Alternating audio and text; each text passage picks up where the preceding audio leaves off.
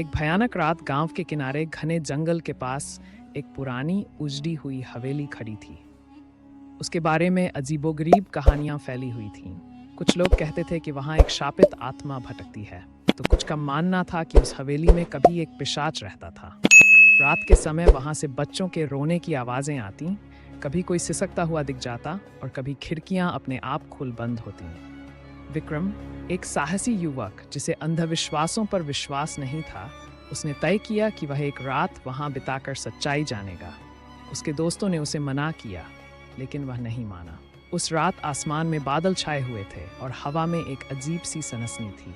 विक्रम ने एक मोमबत्ती, एक पुरानी किताब जिसमें रक्षा मंत्र लिखे थे और एक लोहे की कील अपने साथ रखी। जैसे ही वह हवेली के भीतर दाखिल हुआ, पीछे का दरवाजा जोर से बंद हो गया। अंदर का वातावरण स्थिर था, मानो समय ने वहां ठहराव पकड़ लिया हो। मोमबत्ती की लौ नीली हो गई और दीवारों से खून जैसा गारा तरल टपक रहा था। तभी उसे पैरों के खरोंचने की आवाज सुनाई दी। क्रिक क्रिक। वह धीरे धीरे आगे बढ़ा, तभी अचानक उसकी नज़र सीढ़ियों पर पड़ी। वहां एक सफ़ेद कपड़े में लिपटी हुई एक आकृति खड़ी थी। उसके बाल लंबे और उलझे हुए, चेहरा छिपा हुआ। तुम कौन हो? विक्रम ने बहादुरी से लेकिन कांपते हुए पूछा। उस आकृति ने धीरे से अपना सिर उठाया।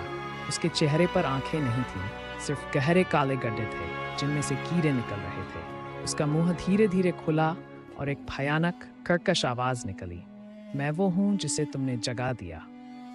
वह आकृति भयानक और डरावनी आवाज में बोली। विक्रम ने पीछे मुड़कर भागने की कोशिश की, लेकिन दरवाजे गायब हो चुके थे। दीवारों से हाथ निकलकर उसे पकड़ने लगे। वह चिल्लाया, लेकिन उसकी आवाज हवेली की दीवारों में समा गई। अगली